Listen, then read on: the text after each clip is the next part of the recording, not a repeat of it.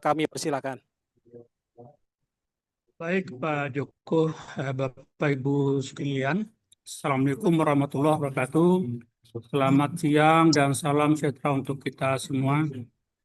Ini kalau suara saya agak berisik, mohon maaf karena lagi di luar ini. Bapak Ibu sekalian, syukur alhamdulillah pada kesempatan siang hari ini kita bisa satu rahim dengan Bapak Ibu semua, dan yang kami hormati, kami banggakan Bapak Ibu Kepala Balai Besar BRMP yang kemarin baru dilantik. Kami ucapkan selamat pada Bapak Ibu Kepala BRMP dari 24 provinsi, kemudian juga Kepala BPLIP di 7 wilayah yang juga baru mengemban amanah. Mengucapkan selamat melaksanakan tugas baru. Kemudian tentu Bapak Ibu sekalian, Kepala Dinas Pertanian yang bidang pertanian dari 24 provinsi, dan tentu ada kepala yang bidang pertanian kabupaten kota lingkup 24 provinsi tersebut, didukung lagi nanti dengan kantim care-nya, penyuluh yang ada di setiap kabupaten kota di 24 provinsi ini. Bapak Ibu sekalian, rakor kita pada siang hari ini untuk melihat kesiapan kita melaksanakan kegiatan irigasi, khususnya irigasi tersier, dan saya berharap ini satu langkah, satu upaya kita dalam mendukung program Presiden yang tahun 2025 sudah diumumkan bahwa Indonesia swasembada. Tapi kita tidak berhenti di swasembada.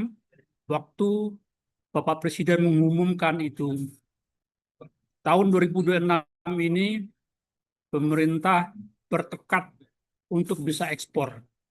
Nah, oleh karena itu Bapak Ibu, swasembada berkelanjutan ini itu hanya akan bisa tercapai apabila ada sinergi di antara kita, baik dari pusat maupun Bapak Ibu rekan-rekan semua yang ada di daerah. Kolaborasi ini akan sangat menentukan keberhasilan kita untuk mensukseskan program utama Bapak Presiden, yaitu swasembada berkelanjutan yang ditargetkan di tahun 2026 ini kita bisa sudah ekspor.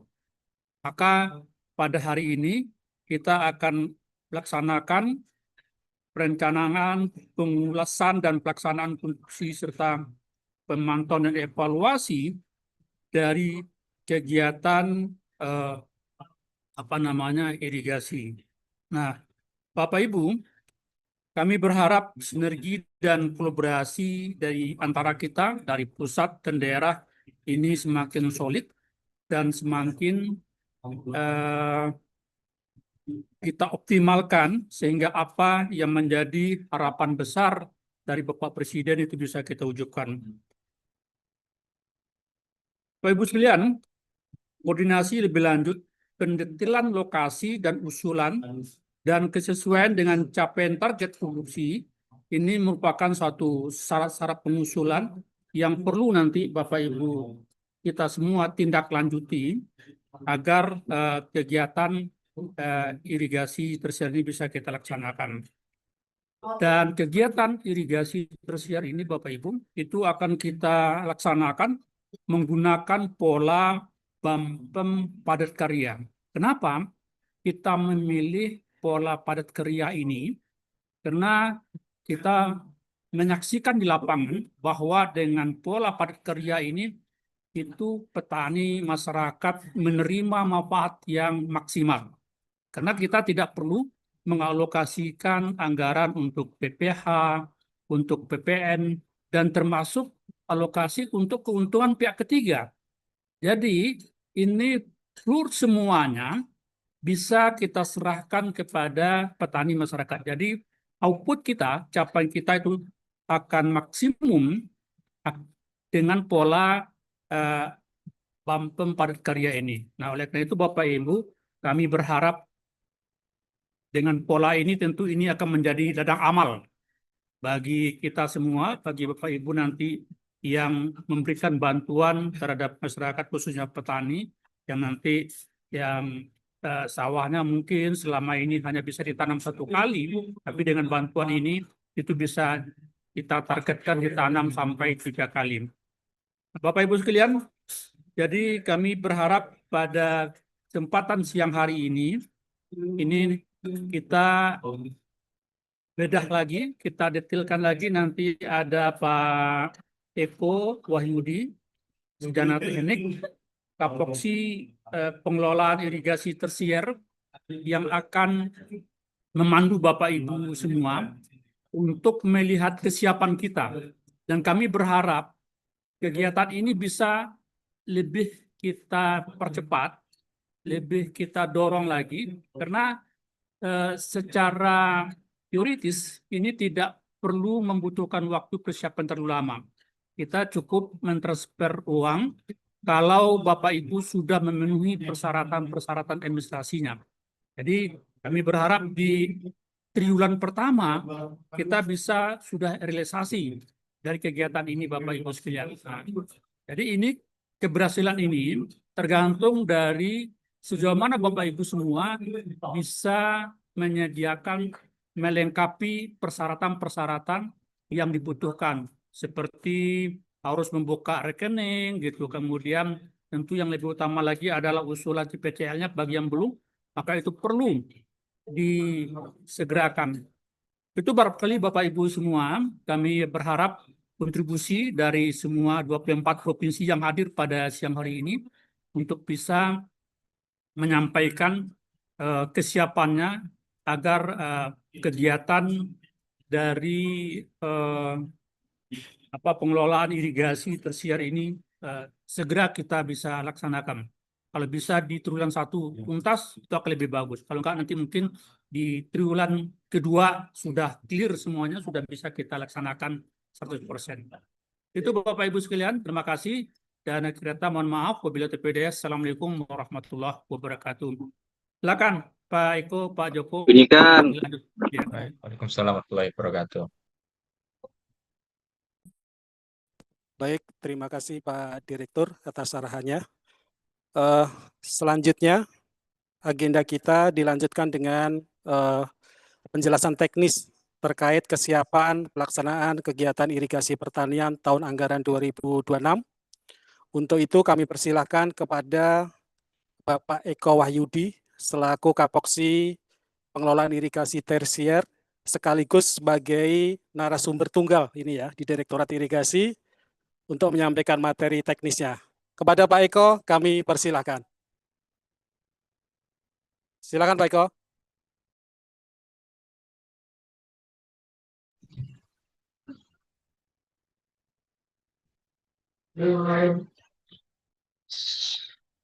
Baik, terima kasih. Saya coba serbakan dahulu. Baik, terima kasih Bapak Ibu atas waktunya yang diberikan. Terima kasih Pak Direktur atas arahannya.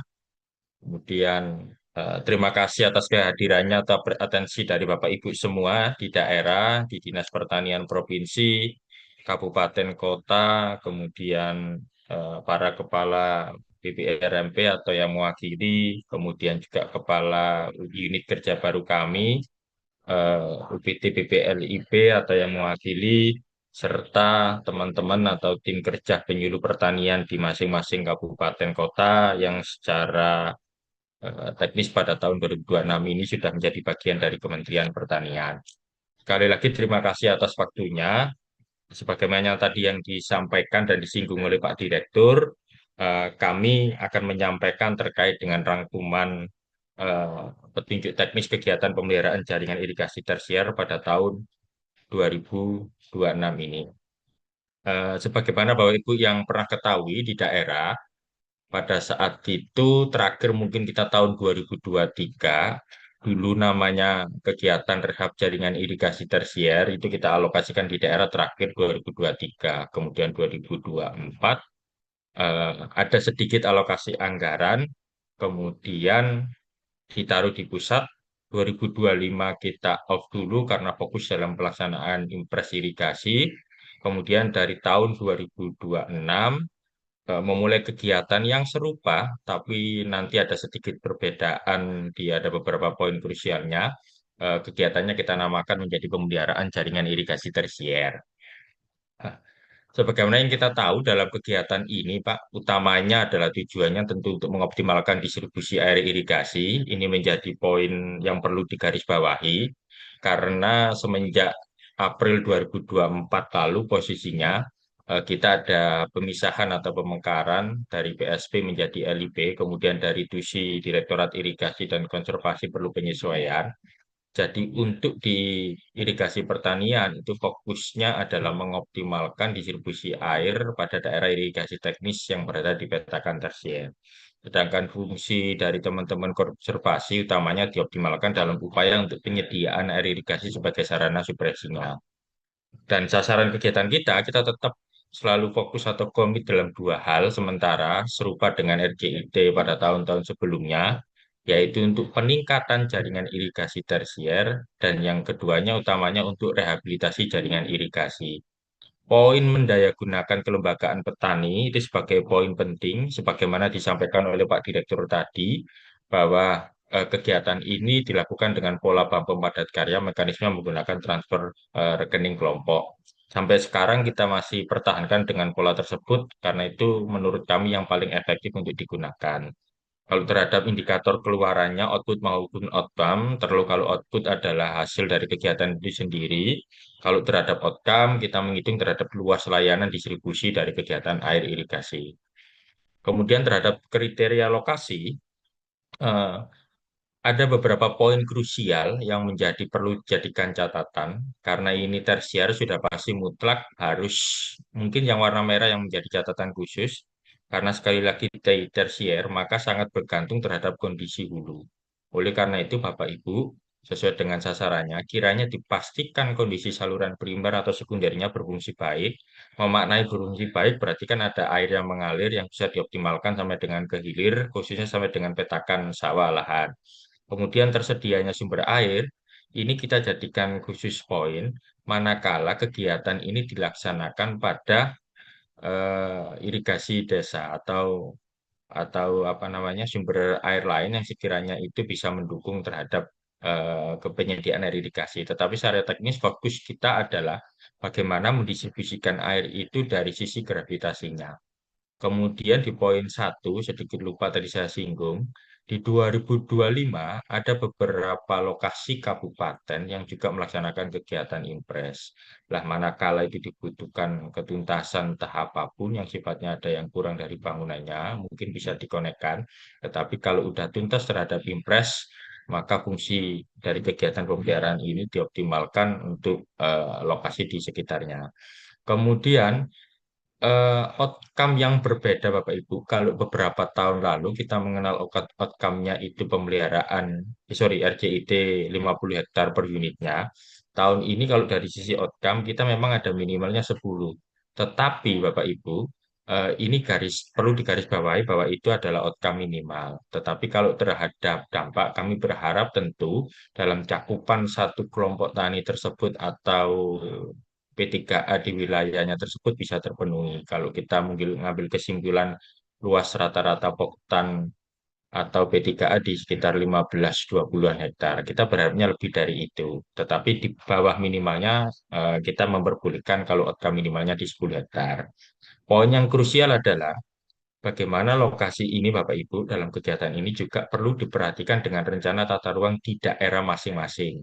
Jadi jangan sampai tahun ini dilakukan kegiatan peningkatan rehab melalui pemeliharaan jaringan irigasi tersier, kemudian dalam 1 atau 2 tahun ke depan itu nanti status kondisi lahannya berubah fungsi, itu jangan sampai. Ini beberapa kemarin kami menerima masukan cukup dari daerah supaya dijadikan poin, sehingga memang lokasi-lokasi yang dialokasikan melalui kegiatan ini itu sudah sesuai dengan yang menjadi sentra LP2P maupun sentra produksi padi.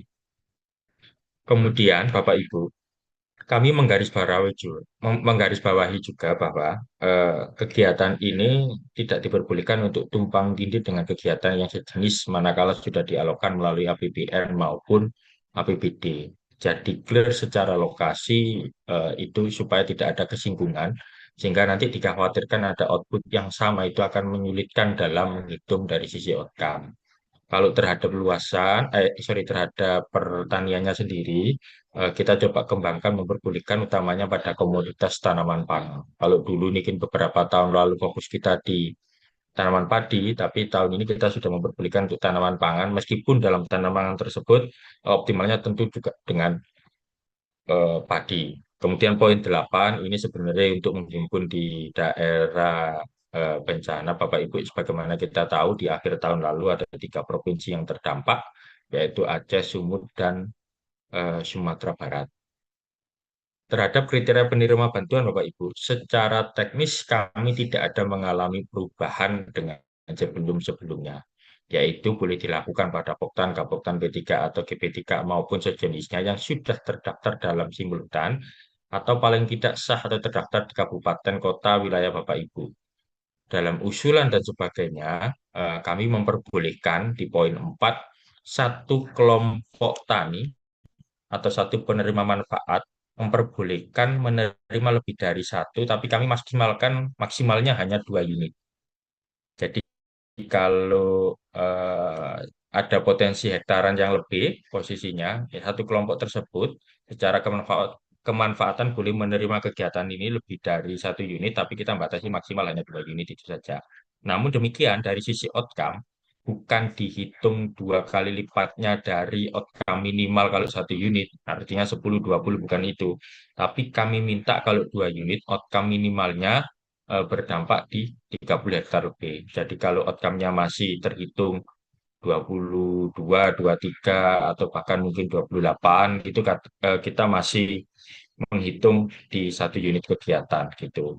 Kemudian dalam hal penerima lokasi kegiatan sejenis, itu sebaiknya dihindari dulu tidak pada tahun yang berdekatan. Contoh, mungkin Bapak Ibu di daerah juga ada yang menerima kegiatan oplah dan sebagainya.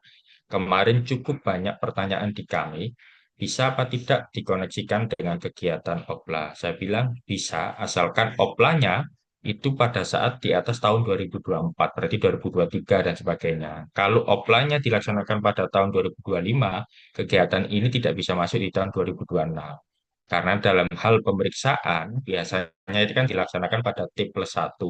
Jadi nanti akan kesulitan sekali lagi menghitung dari sisi outcome, apakah ini dampak dari kegiatan pemeliharaan jaringan irigasi tersier atau bagian dari kegiatan sebelumnya. Jadi ditunggu paling nggak setelah 2 tahun, baru untuk kebutuhan pemeliharaan boleh diusulkan mulai dengan kegiatan di kami.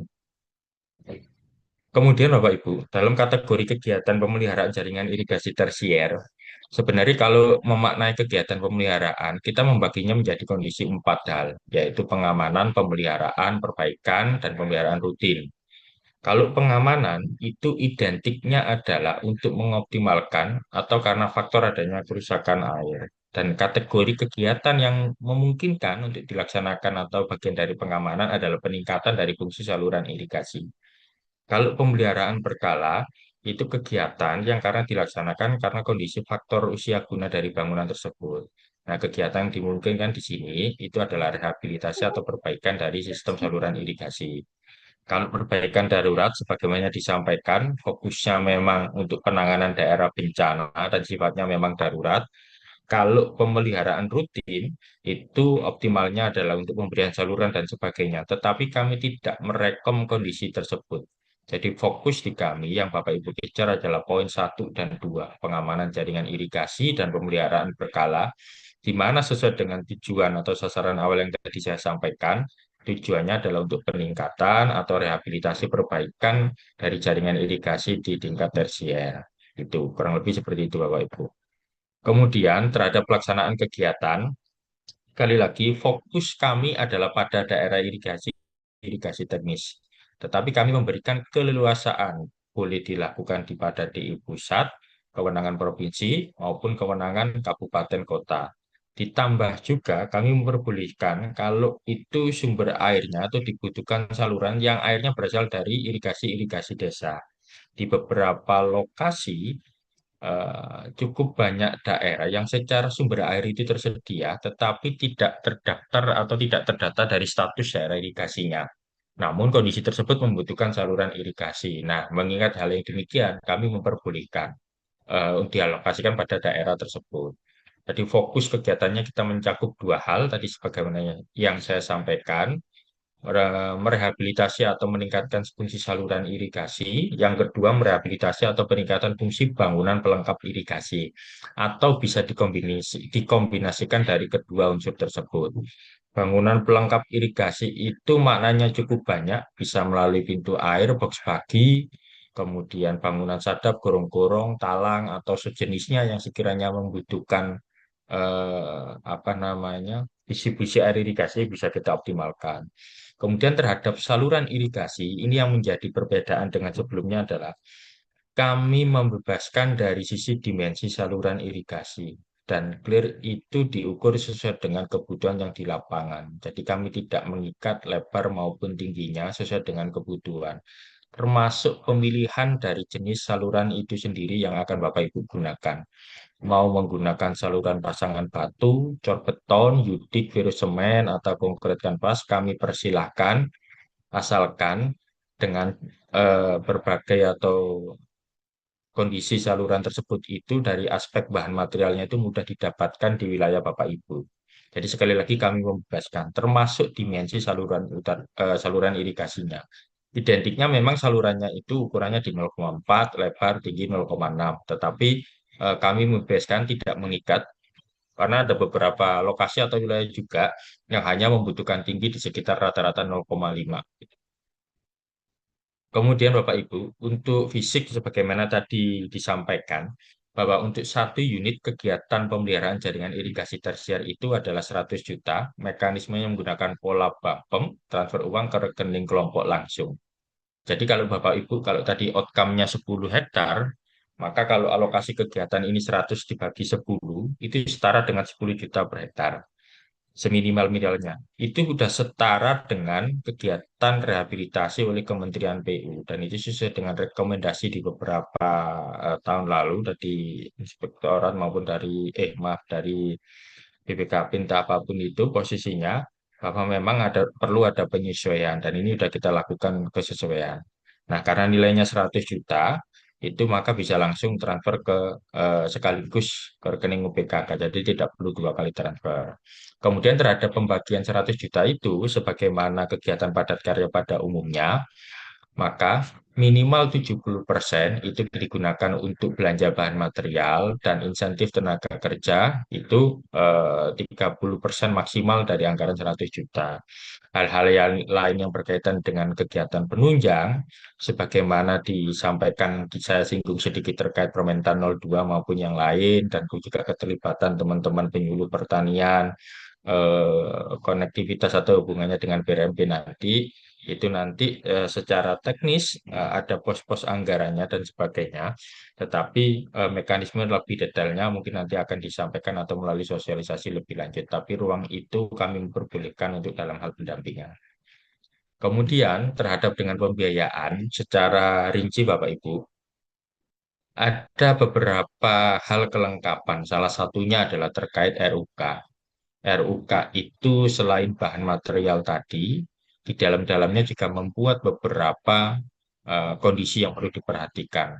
Yang identiknya atau yang kita kenal sekarang menjadi gambar kerja. Sekali lagi saya tidak menyebut SID Bapak Ibu ya, sekarang kita namakan menjadi gambar kerja, karena kalau saya sebutkan di SID, agaknya memahaminya itu treatmentnya agak terlalu sulit posisinya kalau diterapkan di sini. Maka kita menyebutnya sebagai gambar kerja. Nah, Bapak Ibu, dalam anggaran 100 juta itu, kami memperbolehkan sekitar 2% untuk kebutuhan gambar kerja. Tetapi poin 1 sampai 6 itu lapor-laporannya yang harus dikumpulkan.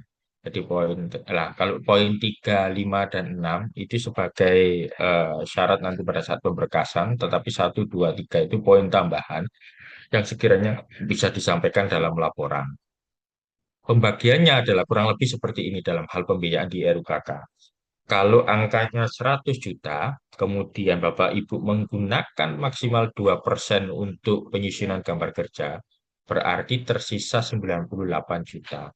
Dalam 98 juta itu, kami memperbolehkan lagi digunakan 500.000 untuk kebutuhan belanja papan prasasti. Jadi biasanya dipasang nanti kan di akhir Bapak dan Ibu di daerah udah paham dengan itu. Kemudian kita juga memperbolehkan sekitar 500.000 lagi maksimal untuk kebutuhan belanja alat bantu kerja, yaitu misalnya untuk beli cangkul, gerobak maupun sejenisnya. Jadi tersisa anggaran 97 juta.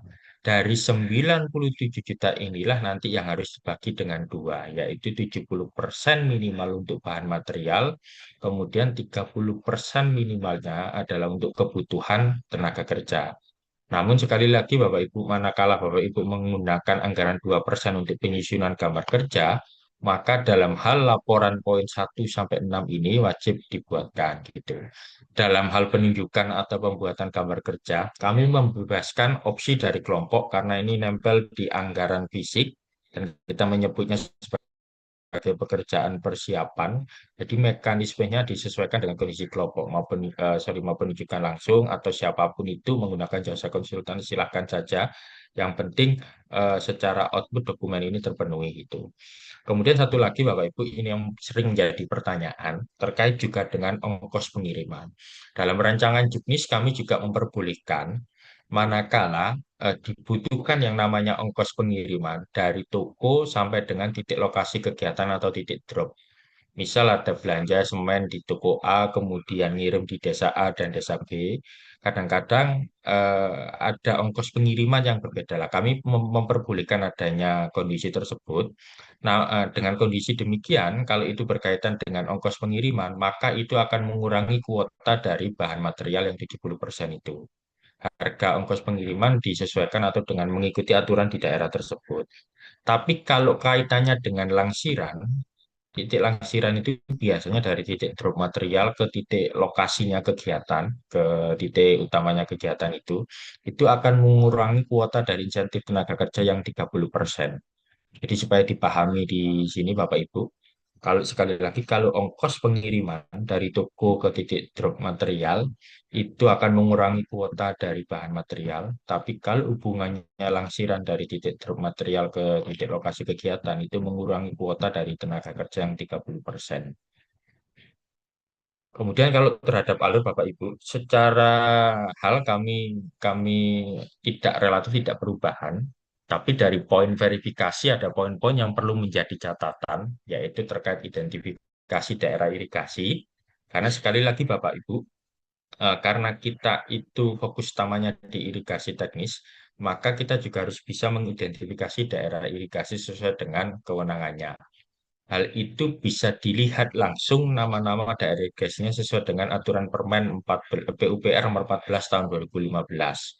Namun demikian, manakala dalam permen tersebut tidak terdaftar daerah irigasinya, berarti cukup ditulis kategori irigasi desa, yang dalam hal ini kami juga memperbolehkan untuk dialokasikan. Dari identifikasi tersebut, kami juga minta kategori dan pelaksanaan kegiatan. Kategori sebagaimana tadi disampaikan di awal, saya sampaikan, bisa untuk pengamanan, bisa untuk pemeliharaan berkala, pelaksanaan kegiatan, otomatis ini dimensi saluran dan sebagainya, dan dihitung juga potensi luas terdampak, gitu posisinya. Kemudian ada dua hal dalam hal pemberkasan, tentu kami minta dokumen teknis dan administrasi. Dokumen teknis diantaranya terkait dengan RUK, gambar, dan apa namanya sejenisnya, penampang yang mendukung. Kemudian penyiapan dokumen administrasi seperti biasa, ada rekening perjanjian kerjasama maupun permohonan transfer, itu kaitannya dengan kebutuhan untuk pencairan anggaran. Kemudian untuk kegiatan-kegiatan lain relatif sama, manakala itu nilainya 100, berarti ya kami transfer sekaligus. Kalau ada usulan yang mendapatkan atau kelompok mendapatkan 2 unit, maka 2 kali pencairan, 70 dan 30. Dalam hal penyelesaian kegiatan Bapak Ibu, sebagaimana disampaikan, namun di sini kami ada catatan dua. sebaiknya juga disimpan dari hal copy laporan pertanggungjawabannya, sekaligus juga nanti mungkin ada sistem aplikasi yang digunakan untuk mengunggah atau menyampaikan dari laporan gitu.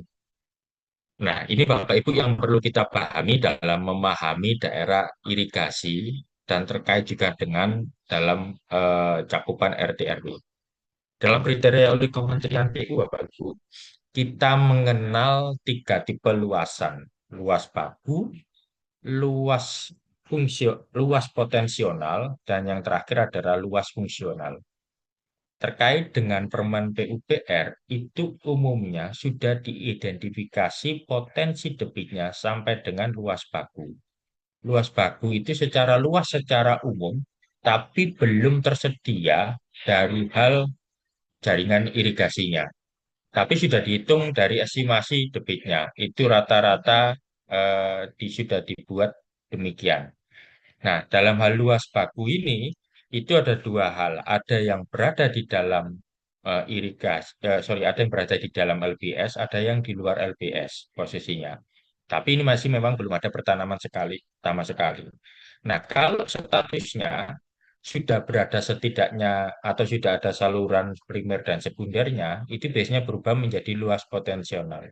Luas potensial ini secara teknis mungkin bisa ditanami, tetapi untuk kelengkapan komponen irigasinya masih belum lengkap. Nah, karena ditanami ini maknya banyak, ada yang sudah bisa digunakan untuk tanaman pangan, ada yang di luar tanaman itu, atau bahkan ada yang dibiarkan juga tetap ada. Itu statusnya kondisi luas potensial. Sedangkan luas fungsional, manakala itu terkait komponen irigasinya sudah lengkap sampai tersier, itu difungsikan sebagai kita artikan sebagai luas fungsional. Peta kerja kita saat ini adalah pada luas fungsional itu. Jadi sekali lagi peta kerja kita saat ini berada pada luas fungsional itu. Cuman mohon dipahami juga potensi-potensinya karena tidak menutup kemungkinan manakala itu PU sudah membuat rancangan terkait dengan luas potensi dan itu ada rencana terkait dengan tersier, kita bisa masuk di situ asalkan ada komitmen untuk digunakan tanaman pangan. Ini sebagai rambu-rambu terkait dengan daerah irigasinya. Nah, kemudian terkait dengan komponen irigasi Bapak Ibu, kita mengenal 3 hal: bangunan utama, saluran, dan bangunan pelengkap. Bangunan utama sebagaimana kita ketahui tentu ada bendungan, bendung gerak, pre-intake waduk maupun pompa. Kemudian saluran ada 3 yang utama. Saluran pembawa utama ini primer sekunder, kemudian pembawa yang langsung ke petakan sawah dan tersier kuarter, maupun saluran pembuang, dan bangunan pelengkap yang rata-rata juga terbagi menjadi 3: bangunan bagi, bangunan pengukur atau pengatur ini sejenis pintu air, bangunan lindung, ini umumnya yang kita kenal gorong-gorong maupun talang. Fokus kita adalah yang seperti saya di lingkaran atau di kotak warna putih itu, fokus pekerjaan kita adalah pada saluran pembawa tersier atau kuarter dan bangunan pelengkapnya. Jadi sekali lagi, sesuai dengan judul kegiatan pemeliharaan jaringan irigasi tersier, maka fokus penanganan kita adalah pada saluran pembawa tersier, kuarter, dan bangunan pelengkap. Ini perlu dipahami, kita tidak dimain di pembawa primer sekunder karena itu ada di kewenangan PU, jadi utamanya di tersier mau dan bangunan pelengkap gitu. Kemudian terhadap pemahaman peta tersier Bapak Ibu, dalam KP 06 disampaikan, maka peta tersier optimal dalam cakupan luas 100 hektar, itu panjangnya yang dibutuhkan sekitar 1,5 kilo atau 1.500 meter. Dalam kondisi demikian, kalau dipetakan dalam layout yang berada di layar ini di gambar, Bapak Ibu bisa di cross check. Tersier itu secara teknis dibutuhkan, tetapi tidak harus kita tuntaskan peningkatan atau rehabnya sampai dengan hilir. Karena itu, pekerjaan tersier atau pekerjaan yang hubungannya dengan saluran irigasi sebaiknya dimulai dari titik hulunya dahulu. Kalau di tersier berarti setidaknya rata-rata kita memulainya atau prosesnya dari box bagi terakhir. Setelah box bagi terakhir, biasanya ada saluran sampai dengan bangunan pengatur, itu kira-kira 20 sampai dengan 50 meter. Nah, setelah itu posisinya Bapak Ibu, kita bisa optimalkan saluran di situ untuk membantu mendistribusikan. tidak untuk sampai akhir kecuali ada kesinambungan atau nanti dalam saluran tersier tersebut juga digunakan untuk lahan lainnya gitu. Tetapi secara teknis kurang lebih konsepnya adalah seperti ini. Kalau perkembangan material saluran irigasi sebagaimana yang tadi saya sampaikan, ada beberapa jenis pasangan batu sama cor beton yang umumnya kita kenal. Kemudian kalau di daerah rawa umumnya menggunakan verosemen. Kalau mau praktis bisa digunakan dengan bidik. Kemudian ada juga yang baru ini relatif namanya konkret kanvas gitu kan. Kalau pasangan batu juga ada dua, Bapak Ibu bisa menggunakan mortar atau plesteran. Tapi sepanjang yang kami ketahui umumnya sudah menggunakan plesteran secara keseluruhan. Nah, Bapak Ibu, ini yang kita pahami sebagai konsep potensi luas kerja kita dalam luas baku.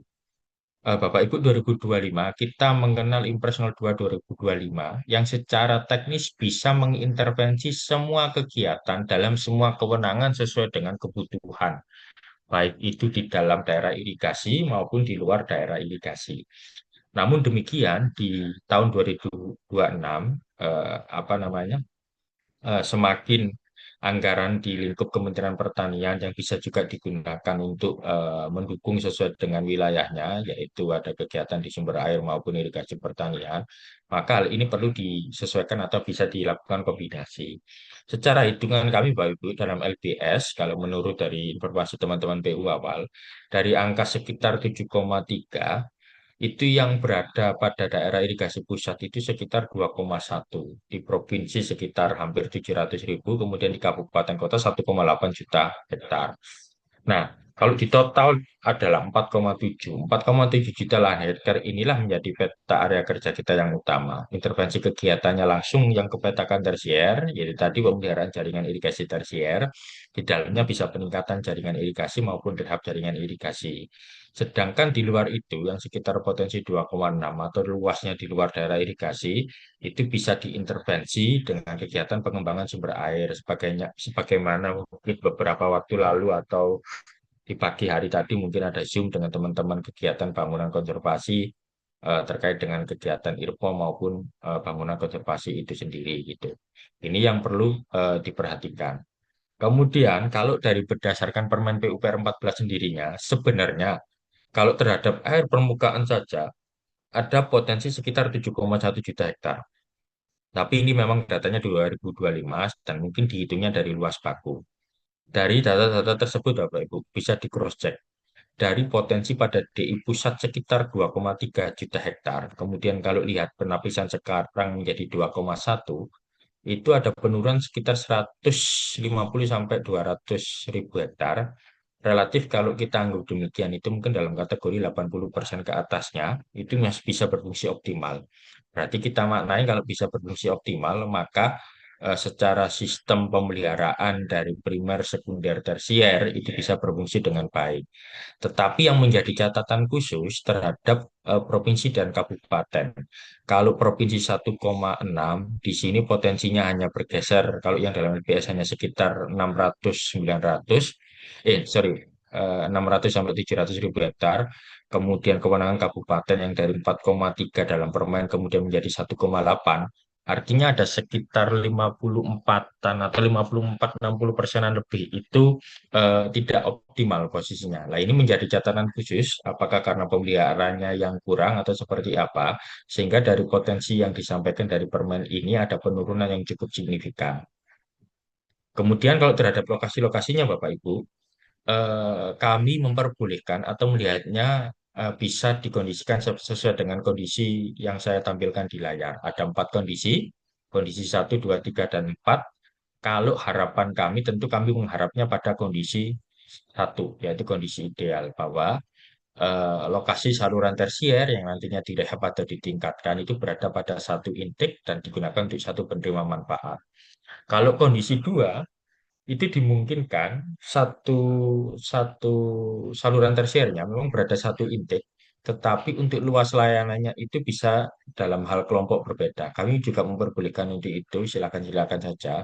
Di kondisi ketiga ada 2 intake ada bisa menjadi dua kelompok yang berbeda posisinya, tapi bisa juga masih kelompoknya satu yang sama. Jadi ada dua kategori di situ. Di kondisi 4, ini umumnya adalah di daerah-daerah berbukit.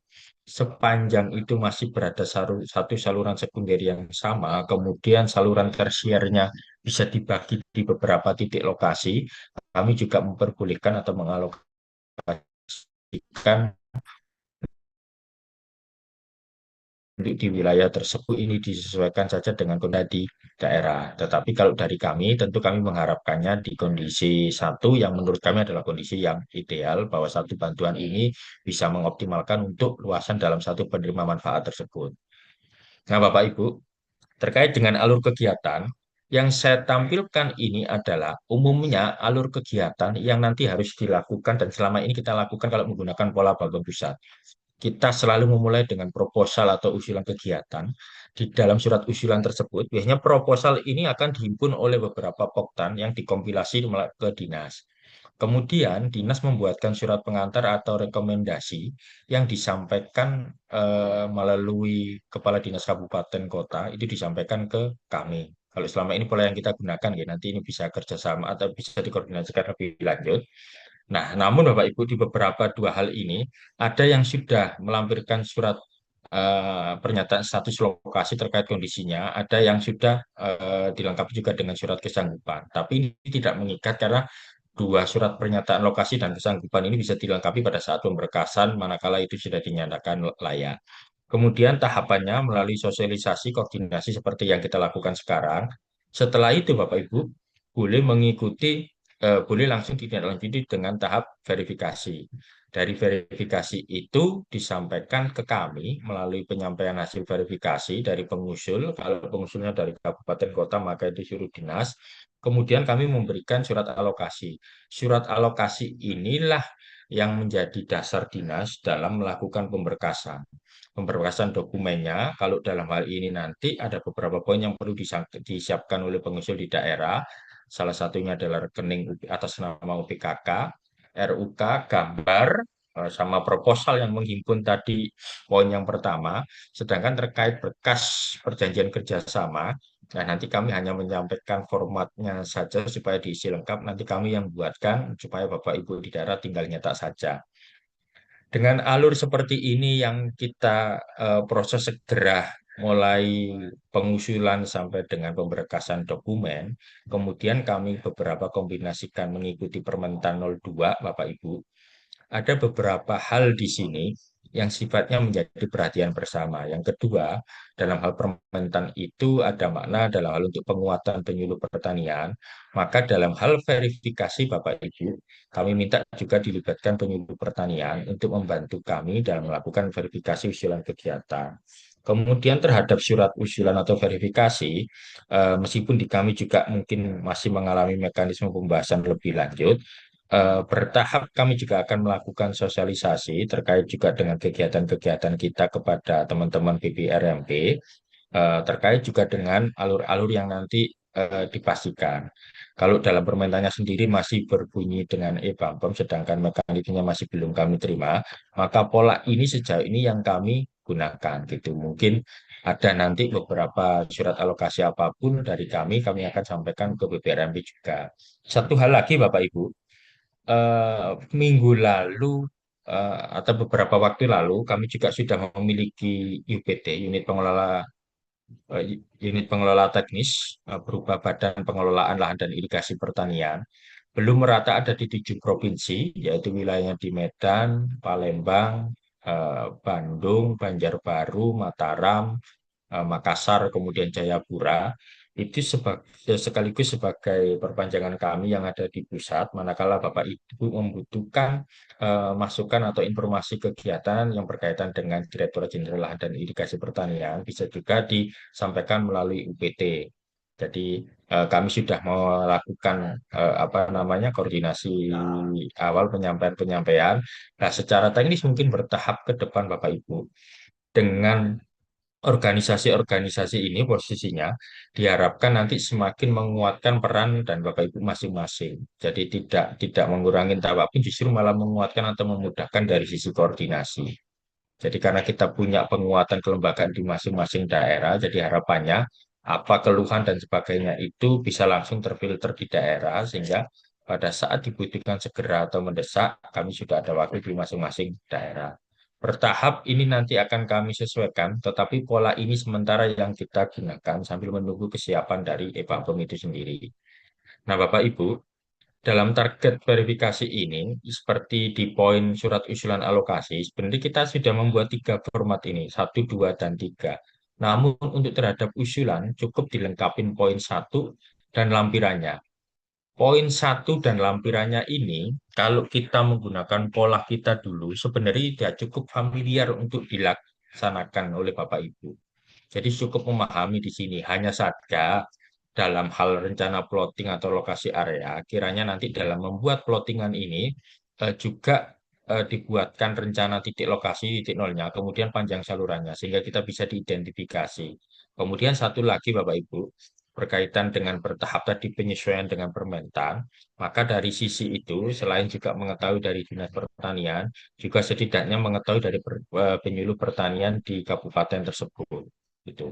Nah, format ini sebenarnya kemarin untuk tahap 1 sempat kita mulai untuk mulai dilengkapi gitu pastinya. Tetapi kalau dari surat, kami masih bisa menggunakan surat usulan dari kabupaten atau kota sesuai dengan wilayah Bapak Ibu. Poin 2 dan 3 itu sebagai penguatan di kami bahwa ada kesediaan kelompok untuk mampu melaksanakan kegiatan ini dan dia bersedia dalam hal-hal memenuhi persyaratan-persyaratan apa yang menjadi kekurangannya itu. Tapi ini bisa dilengkapi pada saat nanti melalui mekanisme pemberkasan. Ini merupakan LO kami Bapak Ibu. Kami sudah menyebar LO kami total di 35 provinsi. Kami membuka ruang koordinasinya, kami perbolehkan, itu kan mungkin di beberapa provinsi juga sudah LO kami sudah koordinasi langsung dengan Bapak Ibu untuk menyampaikan rencana-rencana kegiatan. Ini contoh Bapak Ibu yang tahap awal, contoh usulan yang kami terima pada kesempatan tahap 1 lalu. Ini contoh sebagai surat pengantar. Ini contohnya kebetulan Kabupaten Kudus. Jadi secara teknis surat pengantar ini eh, bebas, kami tidak mengikat formatnya, mengikuti.